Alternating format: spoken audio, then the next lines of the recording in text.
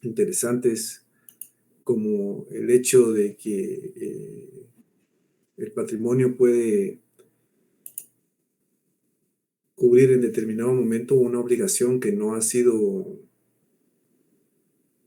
completada por el deudor, o que no todo el patrimonio es objeto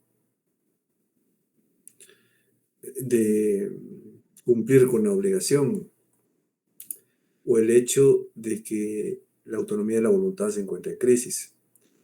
El día de hoy, compañeros, vamos a referirnos específicamente a lo que es la obligación como tal. Fíjense, compañeros, que el estar vinculado a un deber o a un requerimiento, para muchos autores esto constituye ya una obligación. En nuestra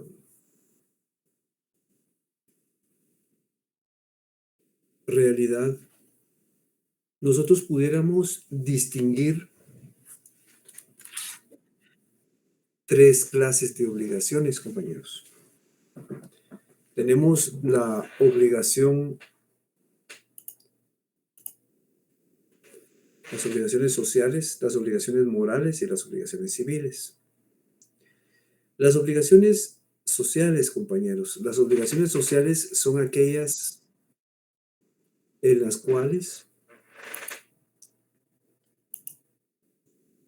la sociedad o el requerimiento del entorno social impone ciertos requerimientos que deben de cumplirse, que deben en determinado momento cumplirse porque así lo impone la sociedad, pero no tienen coercitividad. Es decir, la imposición que se desarrolla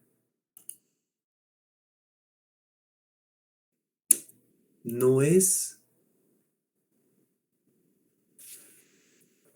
de cumplimiento forzoso. Les pongo un ejemplo. Resulta que dos personas van a contraer matrimonio. Y una de ellas, pues la novia, pues llega vestida muy elegante y muy formal. En eso llega el novio. El novio llega en pantaloneta y con una playera y con zapatos tenis. Entonces, todo el mundo dirá, bueno, aquí realmente hay una complicación.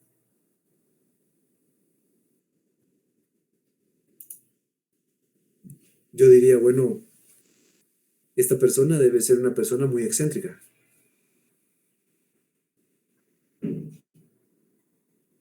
Pero ese será un motivo para que la persona pueda casarse. Perdón, un impedimento, perdón, para que la persona pueda casarse. No. No, licenciado. No. Muchas gracias, compañeros. No, no lo es. No lo es. Realmente, uno dirá, bueno, esta persona es un excéntrico. Pero sin embargo, no es algo que impida, no es un obstáculo. No es de cumplimiento forzoso el hecho de que también el novio llegue vestido formalmente. No es así. Entonces ahí vemos que el entorno social impone ciertas obligaciones que pueden o no cumplirse, pero no tienen esa coercitividad, ese cumplimiento forzoso. Mire, como usted no vino debidamente de traje, entacuchado, entonces no se puede celebrar esta boda. Eso no es posible, compañeros. Eso no es así. Entonces, eh, por ejemplo, aquí me hacen un señalamiento de que un abogado llega con ropa inadecuada. A los abogados generalmente nos visualizan con un traje, como se dice aquí en el país, entacuchado, con tacuche. Pero realmente, a menos que en determinado momento haya un señalamiento en relación a la vestimenta, que sea definitivamente eh, que atente contra la moral o alguna cuestión que ya incurra en un acto que esté sancionado por la ley, entonces podrá haber podrá impedirse el cumplimiento, pero de lo contrario no. Entonces, lo de la vestimenta se los pongo yo como un ejemplo de lo que la sociedad puede imponer. Entonces, hay determinados actos sociales en los que se dice, bueno, la persona tiene que ir con traje, ¿verdad? Con traje formal, entacuchado. Tal vez habrá, para los hombres, ¿verdad? Puede haber otro tipo de vestimenta formal para las mujeres. Entonces, eh, la situación es que no es forzoso, no es de forzoso cumplimiento. Simplemente socialmente está mal visto que para determinados actos no se lleve determinada ropa. Por ponerles un ejemplo, puede ser otro tipo de obligaciones de tipo social. A lo que quiero llegar aquí, compañeros, es que no hay un cumplimiento forzoso, no hay algo que obligue a la persona a vestirse de determinada manera, o sea, no hay coercibilidad. Coercibilidad es un cumplimiento forzoso. Cuando alguien forza a otra al cumplimiento de una obligación. Recordemos que la obligación era aquel acto directo e inmediato que puede ejecutar una persona sobre la conducta de otra, es decir, obligarlo a hacer algo,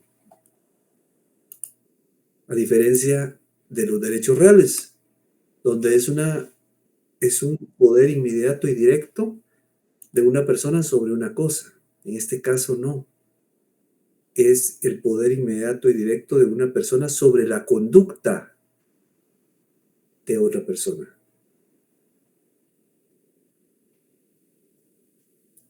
Hay otro tipo de obligaciones, compañeros, otro tipo de obligaciones que se desarrollan y conviven con las obligaciones sociales, pero tienen que ver más con circunstancias de tipo moral o religioso en determinado momento. Pongamos que encontramos a una persona por la calle pidiendo limosna.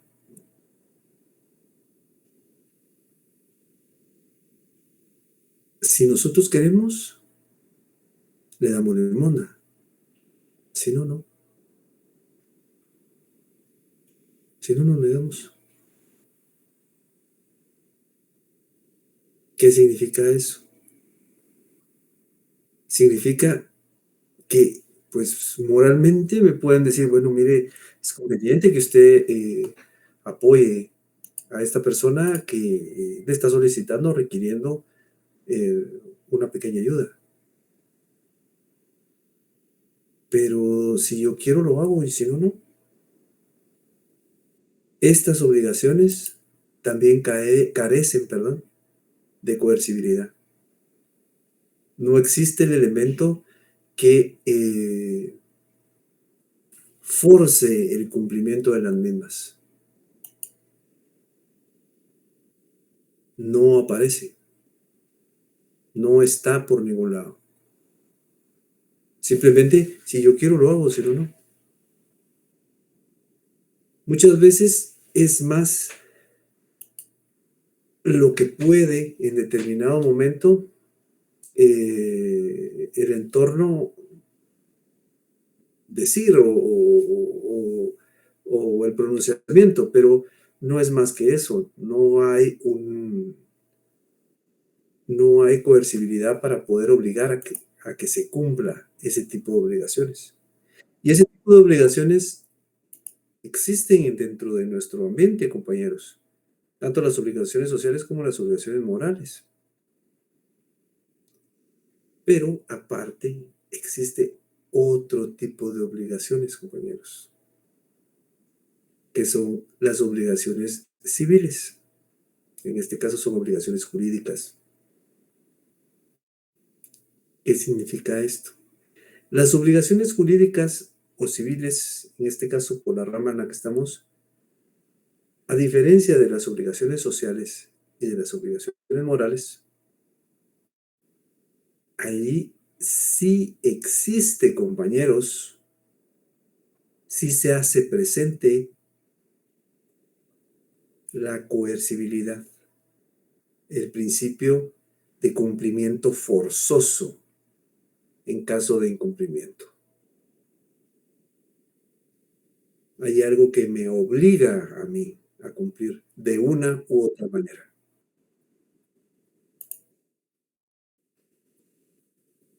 Les pongo el ejemplo de la solicitud de un préstamo.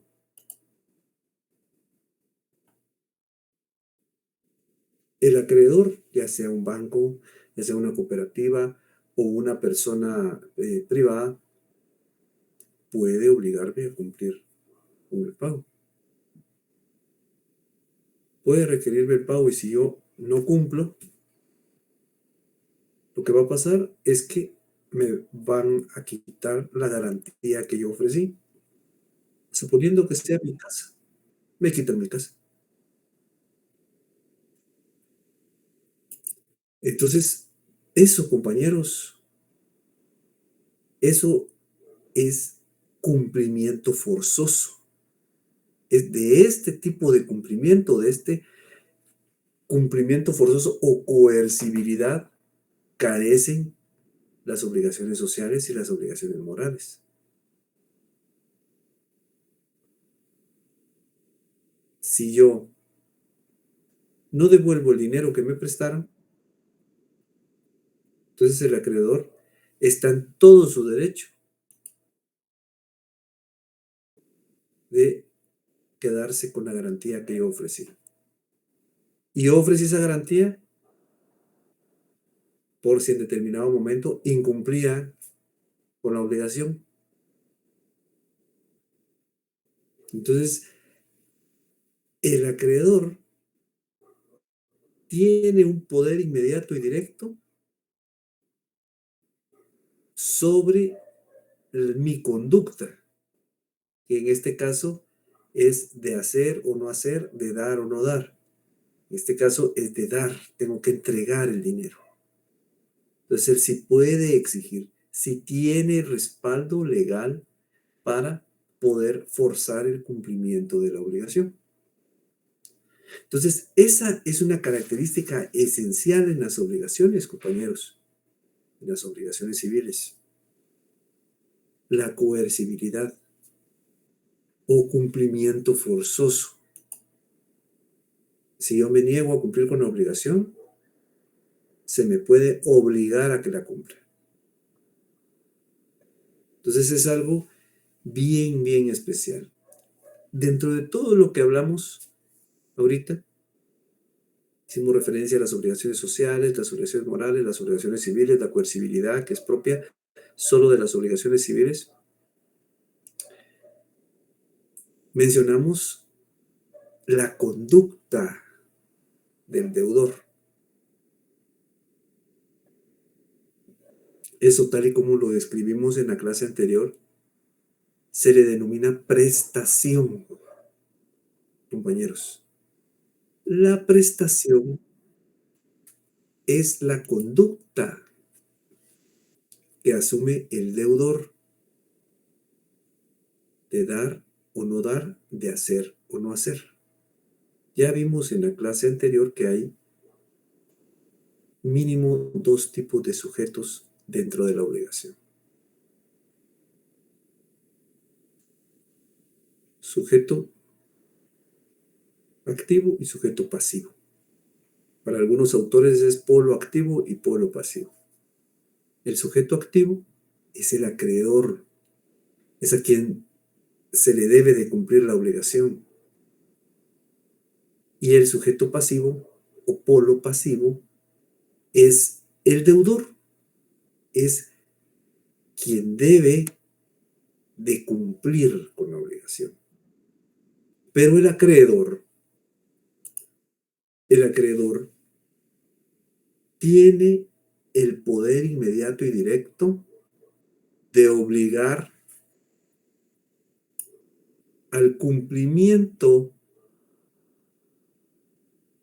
de la conducta de una persona, de determinada conducta, para que asuma determinada conducta. Si la obligación en determinado momento era de hacer algo, entonces el acreedor tiene el derecho de decirle, bueno, usted haga esto porque a eso se comprometió. Esa es la obligación. Y usted tiene que cumplir. Entonces, derivado de esto, nosotros podemos establecer y afirmar, tal y como lo consigno yo aquí en las diapositivas, que la obligación es un deber jurídico especial. ¿Por qué es especial? Porque se refiere a la observancia de cierto tipo de conducta del deudor. La conducta de dar o no dar, de hacer o no hacer. Porque realmente no todas las obligaciones son de dar. Mire, es que usted me tiene que pagar el dinero que le presté. Esa sería una obligación de dar. Pero resulta que yo tengo un almacén que se dedica a la venta de determinados zapatos. Entonces viene una persona y me dice, mire, yo estoy interesado en comprar su almacén, con todas sus patentes, con todo lo que usted integra ahí. Pero usted se tiene que obligar a que por lo menos dentro del plazo de 5 años, usted no colocará un almacén parecido, por lo menos en los 2 kilómetros a la redonda. Esa es una obligación de no hacer. Mi conducta como deudor ahí es no hacer, no realizar algo. Entonces, por eso es que se establece que la obligación es un deber jurídico especial, por la referencia que se hace a la conducta. Entonces, básicamente, la obligación vendría a ser un deber jurídico especial de prestación, porque afecta la conducta del deudor. La palabra obligación, compañeros, la palabra obligación, al igual que muchas otras figuras, procede de el latín op y ligare, que significa ligadura, nexo, atadura, ¿verdad? O una relación en la que se vinculan. Entonces, realmente hay un vínculo entre dos o más personas que se atan, se ligan, en la cual una persona tiene que cumplir con otra. ¿Por qué está en latín? Porque al igual que muchas otras figuras, proviene de la antigua Roma, compañeros, donde ya se desarrollaba un sistema jurídico bastante avanzado. Los romanos eran jurisconsultos muy avanzados, de tal manera que sus figuras han llegado hasta nuestros días, ¿verdad? Con algunos cambios y otras iguales, casi sin mayores cambios. Entonces recordemos que el latín era la lengua que tenían o el idioma que hablaban los romanos. Entonces, por esas razones que encontramos tantas figuras en latín. Pero vemos entonces cuál es la base, ¿verdad? De lo que es la palabra obligación. Entonces, el acreedor dentro de la obligación, como uno de los sujetos, es quien tiene la facultad de exigir, ¿verdad? Es quien tiene la coercibilidad de la obligación. Es quien puede decir en determinado momento, mire, usted me tiene que pagar. Entonces puede exigir el cumplimiento. Y el deudor es el que está obligado a cumplirla, a cumplir con la obligación. La definición, pues, compañeros, de la obligación es que es un vínculo, es un nexo, ¿verdad? Es una relación en la cual una persona denominada acreedor puede exigir o compeler a otra persona denominada deudor al cumplimiento de una prestación.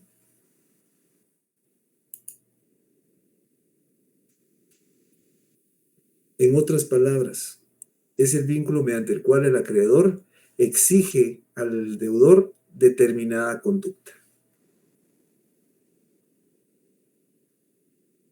Entonces ya vemos que el deudor puede asumir cualquier conducta, ¿verdad? Entonces este vínculo realmente en el cual dos personas se vincularon, el acreedor puede obligar, ¿verdad? Esta palabra compeler, obligar, forzar al cumplimiento es una palabra que no podemos incluir dentro de lo que son las obligaciones sociales y las obligaciones morales. Porque dentro de las mismas no existe esa situación. Si bien es cierto, hay presión, ¿verdad? Puede ser que la sociedad force en determinado momento el cumplimiento, realmente no lo forza, sino es una presión social eminentemente, ¿verdad? Lo que las personas puedan señalar, pero de que el cumplimiento sea efectivo, no se puede. Eso solo en las obligaciones civiles, de igual manera con las obligaciones morales, ¿verdad? Las obligaciones morales muchas veces tienen algún fundamento o un trasfondo religioso, pero eso afectará pues mi sentir religioso, pero continuará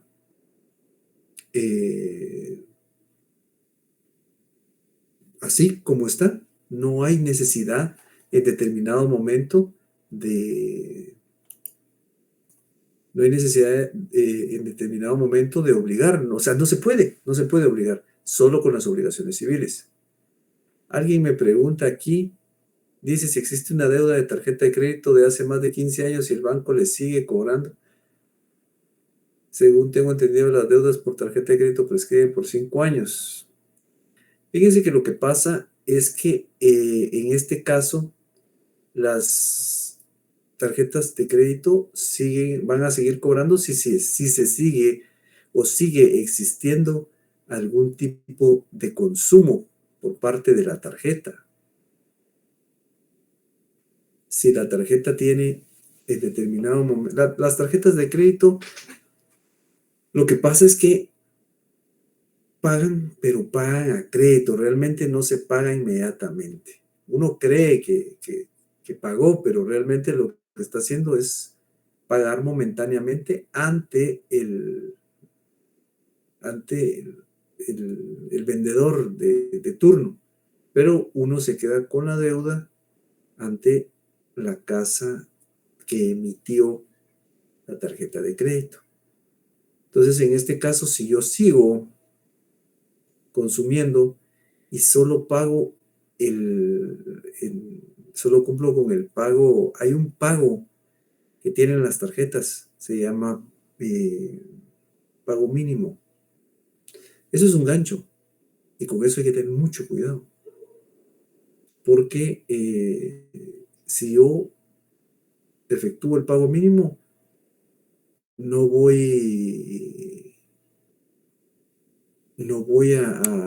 realmente no estoy cumpliendo con toda la, la, la deuda, no estoy dejándola sin efecto, únicamente estoy pagando una parte para evitar que ellos me vayan a demandar de conformidad con el reglamento de ellos.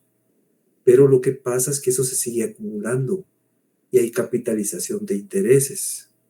Es decir, si yo pago 100 quetzales, perdón, tengo un consumo de 100 quetzales, pero tengo el 10% de interés en un mes. Si en un mes no pago, ese 10% van a ser 10 quetzales. Esos 10 quetzales se van a sumar a mi capital, que son 100, y ya los próximos intereses no me los van a cobrar sobre 100 quetzales, sino me los van a cobrar sobre 110 quetzales. Y así va a ir subiendo. Por eso es que en tan poquito tiempo, si uno no paga el consumo, se crece desproporcionadamente. Por eso es que hay que tener cuidado con el pago mínimo. Entonces, en este caso, como lo que usted me dice, es que probablemente o se siguió consumiendo o tal vez es otra, la cartera se trasladó hacia otra entidad que es la que está manejando ahora la tarjeta. Pero lo que hay que hacer es solicitar un convenio de pago o alguna cuestión así, a modo de que también quede una constancia de que una constancia en relación a que se pagó, ¿verdad? O a que se está pagando. Entonces, hay que tener un poco de cuidado con las tarjetas de crédito, compañeros. Es algo bien, hay capitalización de intereses, la deuda se va a duplicar, triplicar o cuadriplicar en poco tiempo si no se paga. Veamos ahora, compañeros, la siguiente diapositiva. Siempre dentro de la obligación, compañeros, tenemos la naturaleza jurídica de la obligación. Realmente la naturaleza jurídica es aquella que pretende explicar cómo es que se compone la obligación, cómo es que está eh, desarrollada, cómo es que está constituida. Es por eso que existen varios tipos de teorías que pretenden explicar. La primera de ellas, compañeros, es la teoría clásica, también denominada teoría subjetiva. Esta teoría la formuló el autor alemán Savigny, Friedrich Karl von Savigny. Entonces, según esta teoría, la obligación puede en determinado momento equipararse a lo que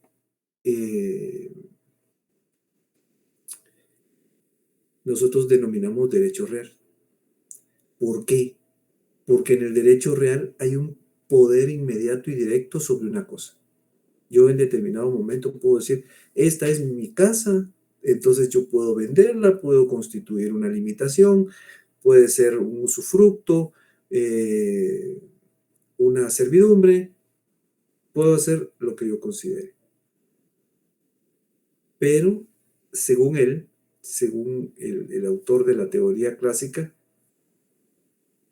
la obligación en determinado momento, compañeros, puede equipararse a lo que es el derecho real, porque también es un poder inmediato y directo, compañeros. Es un poder inmediato y directo en el cual una persona obliga al cumplimiento de determinada conducta a otra persona.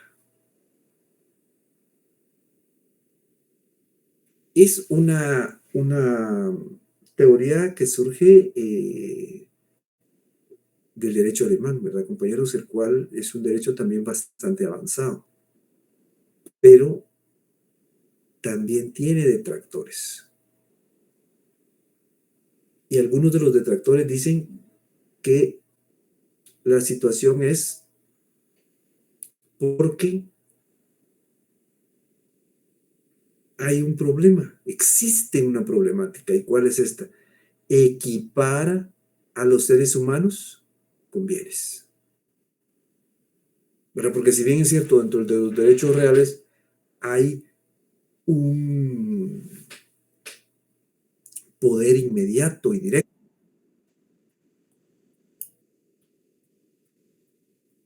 sobre las cosas, aquí hay un poder inmediato y directo sobre la conducta de los seres humanos. Y para algunos autores esto no puede ser. Realmente es algo poco conveniente, ¿verdad? Porque ahí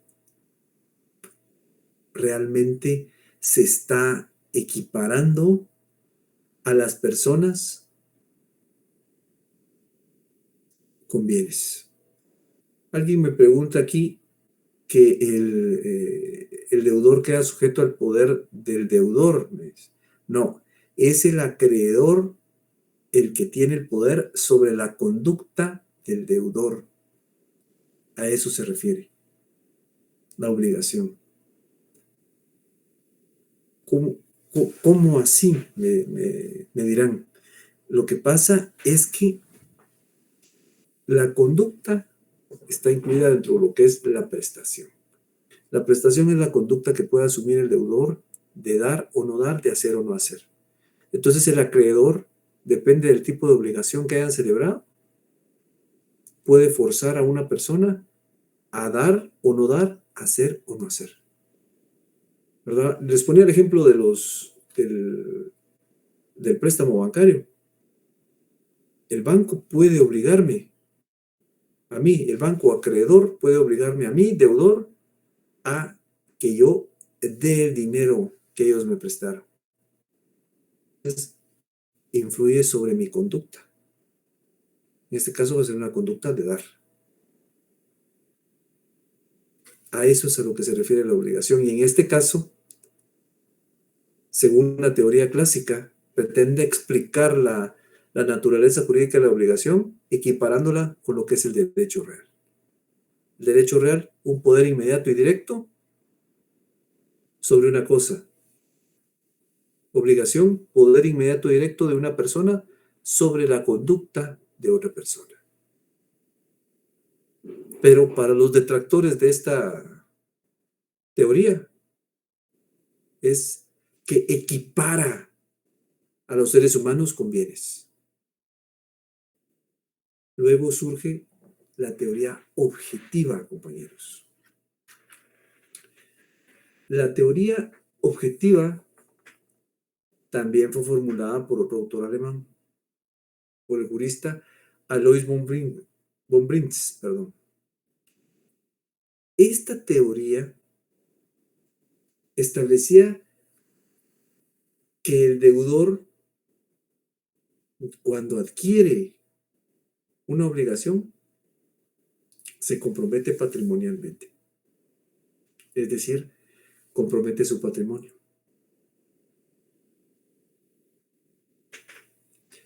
¿Por qué hacía este señalamiento von Brintz? Para poder desligarse un poco de la teoría clásica en relación a que sus principales detractores decían que equiparaba la relación de las personas con bienes, la relación de las personas en relación a la conducta de otra persona. Quería desligarse de eso. Entonces viene él y dice que no es una relación que exista entre personas, es una relación que existe del patrimonio, entre los patrimonios. Y realmente está bastante sustentada. Regresemos al ejemplo que yo les ponía de solicitud de un préstamo. Yo voy y solicito un préstamo. Entonces, el acreedor me va a decir, con mucho gusto le voy a prestar el dinero que usted me está solicitando. Pero, por favor, garantíceme el cumplimiento. Otórgueme una garantía. Una garantía de cumplimiento. Le dejo en garantía mi casa. Entonces ahí vemos que es una relación en relación al patrimonio. Es mi patrimonio.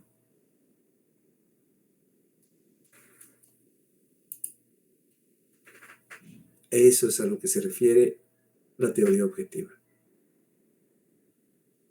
Aquí no hay equiparación de personas con bienes, sino simplemente hace referencia a los bienes. Es una relación con los bienes. Entonces, si bien es cierto, yo entro en una relación con la otra persona con la que estoy celebrando la obligación, con el acreedor, una obligación donde yo debo de cumplir, una relación donde yo debo de cumplir con el dinero que me dieron pagándolo. Y si no lo pago, la obligación se va a cumplir a través de la entrega de mi patrimonio. Entonces eso, compañeros, marca una relación entre patrimonios, no equipara jamás personas con bienes. Porque lo que pasa es que si no, yo voy a tener que cumplir entregando mi patrimonio, otorgando mi patrimonio. A eso es a lo que se refiere la teoría objetiva. Y luego, por último, tenemos la teoría ecléctica, compañeros. La teoría ecléctica o teoría del débito y responsabilidad. Recordemos que ecléctico es que toma una parte de cada una de las teorías anteriores, ¿verdad? Es una mezcla. Entonces, según la teoría ecléctica, la obligación está conformada o desarrollada por dos momentos básicamente. El primero de ellos es la prestación en sí.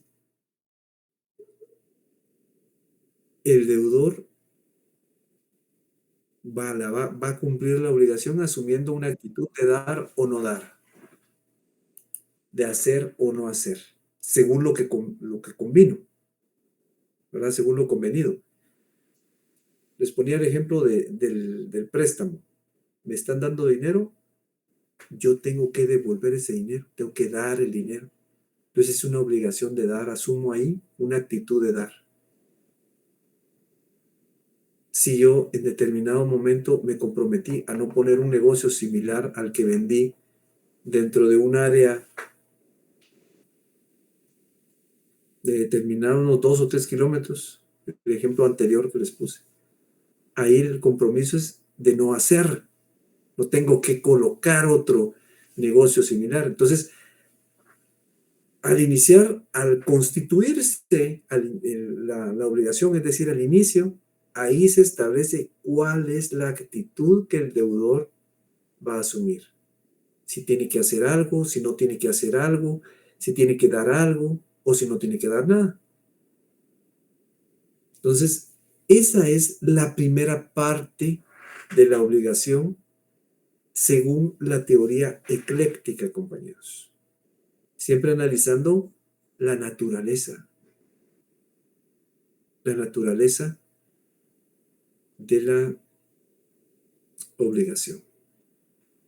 Y B, o segundo paso, es que la responsabilidad de cumplir la obligación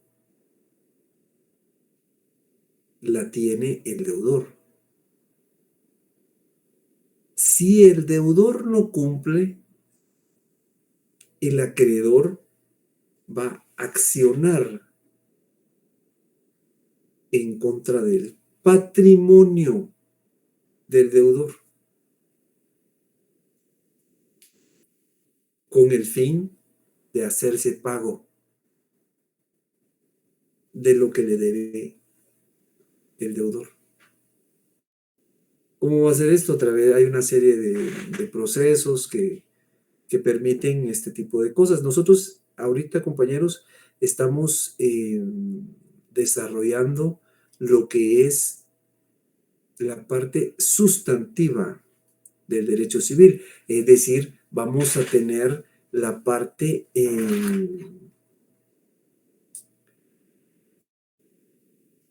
más doctrinaria. Vemos figuras, a pesar de que nosotros ahondamos y nos fundamentamos dentro de lo que es el Código Civil, no estamos todavía desarrollando ningún tipo de procedimiento, ¿verdad? Procesos.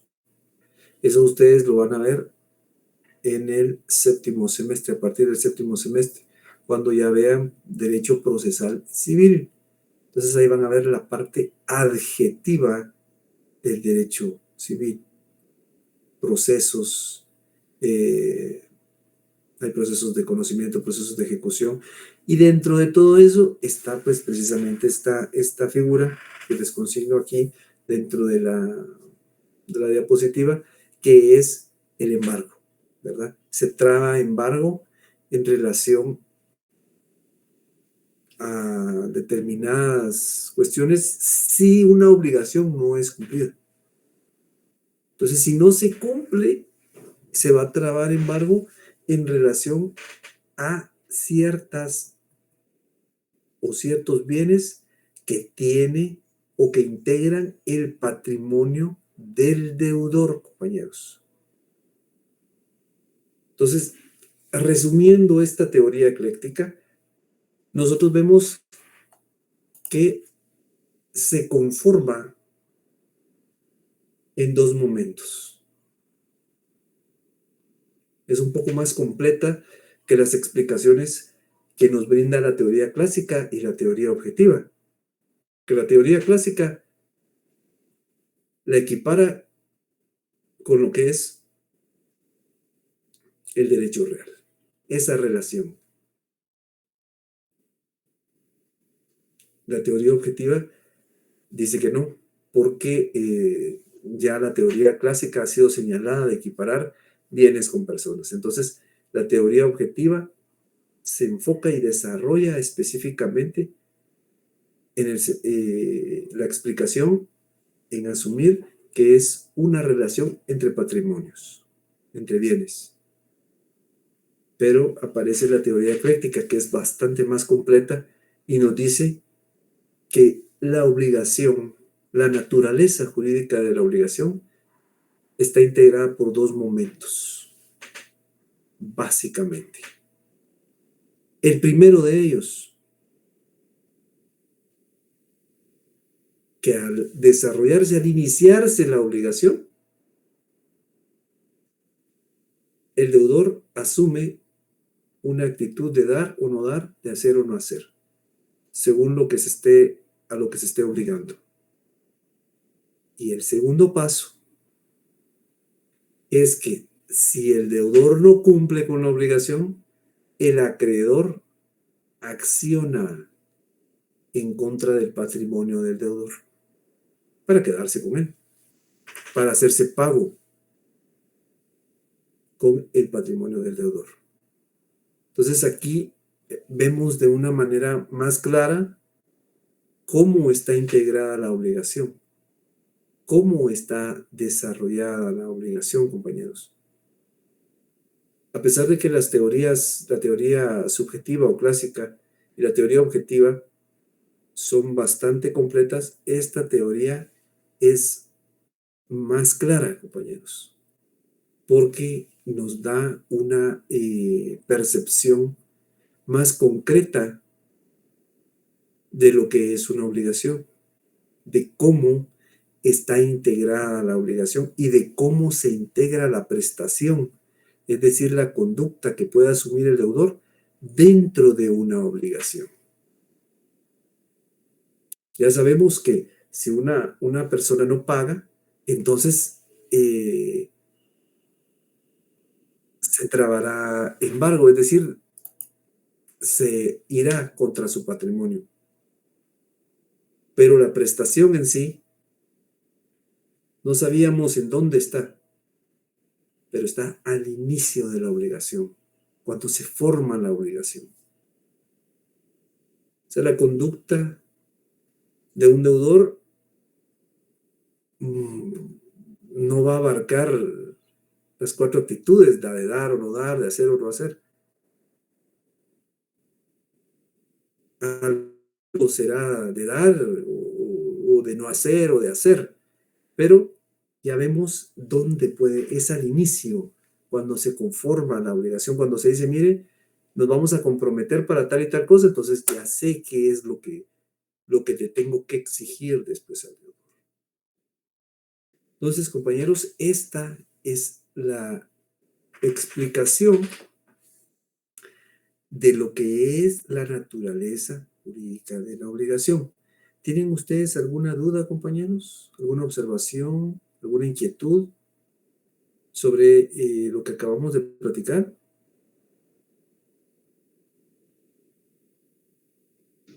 No, muchas gracias.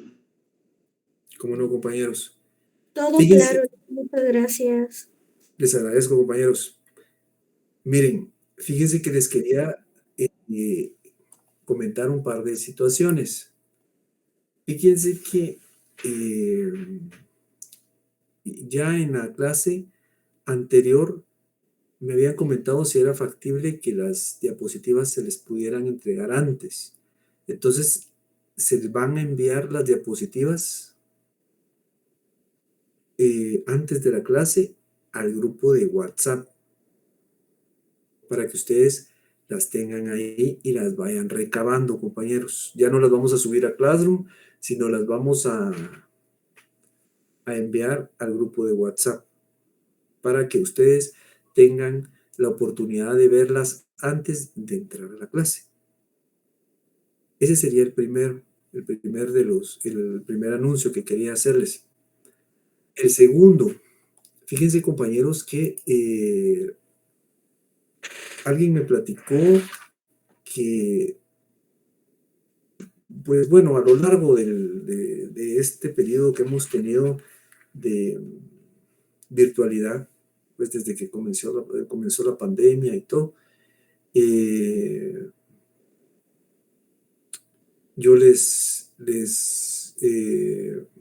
me acuerdo que era un poco difícil, yo trataba de enviarle las clases muy al inicio y luego pues con los avances y con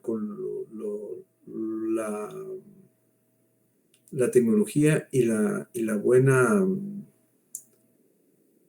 fe y disposición de las autoridades de la facultad, pues ya tenemos esta plataforma y podemos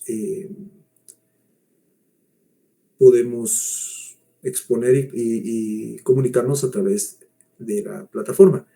Entonces, fíjense que algunos compañeros me decían que pues les costaba un poco por situaciones laborales o cosas así. Entonces, la intención era en determinado momento grabar la clase y luego subirla a Classroom, ¿verdad? Mantenerlas ahí por una semana para quienes en determinado momento no pudieran acudir a la clase o pues pudieran acceder a la misma, a la grabación de la misma en Classroom. Pero ya me comentaron que es un poco complicado ahorita por cuestiones administrativas y tecnológicas, es un poco complicado. Entonces no la vamos a poder grabar, por lo menos no todavía, pero más adelante probablemente se podrán grabar y entonces ya las vamos a subir. Pero la inquietud era esa, ¿verdad, compañeros? Que ustedes las pudieran tener en Classroom, pero como les digo, ya hicimos la consulta y nos dijeron que por el momento no se pueden grabar. Y el tercer anuncio que les quería hacer es que fíjense que me comentaban, algunas personas me preguntaron por los libros, ¿verdad? Y en determinado momento salió a colación el libro de mi papá, el licenciado Juan Francisco Flores Juárez. Entonces, yo pues platiqué con él, porque él es el autor del libro, solicitándole que tal vez se pudiera compartir en formato PDF para subirlo en Classroom y compartirlo en los grupos de WhatsApp para que ustedes puedan hacer las consultas que necesiten, ¿verdad, compañeros? Entonces, él me dio su autorización y a partir de, si no estoy mal, es a partir de hoy, ya ustedes pueden acceder al libro en formato PDF a través de los grupos de WhatsApp, se les va a enviar y también se les va lo vamos a subir a Classroom para que ustedes puedan tener acceso al libro, compañeros. Eso no tiene ningún costo ni nada. Entonces, es siempre para apoyarnos, ¿verdad, compañeros? Y básicamente era eso, compañeros. Entonces, de las tres cuestiones, pues pudimos cumplir con dos, con lo de las diapositivas. Las diapositivas anteriores también las vamos a mandar al grupo de WhatsApp, compañeros, no se preocupen, para que ustedes también las tengan. Entonces, hasta aquí dejaría yo la clase del día de hoy, compañeros, y les agradezco su atención, compañeros. Que pasen una feliz noche y que Dios me los bendiga. Pasen una buena noche, compañeros. Buenas noches, licenciado. Gracias.